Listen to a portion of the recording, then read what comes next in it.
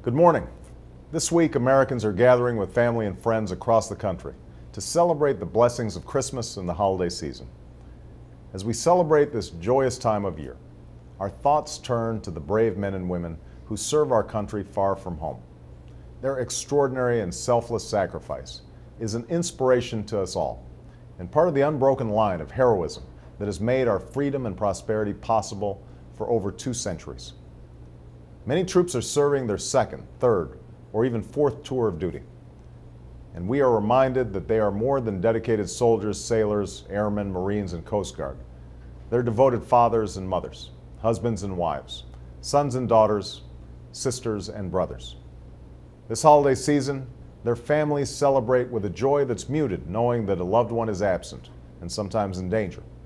In towns and cities across America, there's an empty seat at the dinner table. In distant bases and on ships at sea, our servicemen and women can only wonder at the look on their child's faces as they open up a gift back home. Our troops and military families have won the respect and gratitude of their broader American family. Michelle and I have them in our prayers this Christmas, and we must all continue to offer them our full support in the weeks and months to come. These are also tough times for many Americans struggling in our sluggish economy. As we count the higher blessings of faith and family, we know that millions of Americans don't have a job. Many more are struggling to pay the bills or stay in their homes. From students to seniors, the future seems uncertain. That is why this season of giving should also be a time to renew a sense of common purpose and shared citizenship. Now more than ever, we must rededicate ourselves to the notion that we share a common destiny as Americans, that I am my brother's keeper, I am my sister's keeper. Now we must all do our part to serve one another, to seek new ideas and new innovation, and to start a new chapter for our great country. That's the spirit that will guide my administration in the new year. If the American people come together and put their shoulder to the wheel of history, then I know that we can put our people back to work and point our country in a new direction. That is how we will see ourselves through this time of crisis and reach the promise of a brighter day. After all, that's what Americans have always done.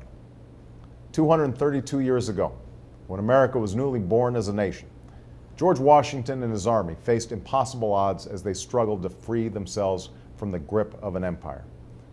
It was Christmas Day, December 25th, 1776, that they fought through ice and cold to make an improbable crossing of the Delaware River. They caught the enemy off guard, won victories in Trenton and Princeton, and gave new momentum to the beleaguered army and new hope to the cause of independence. Many ages have passed since that first American Christmas.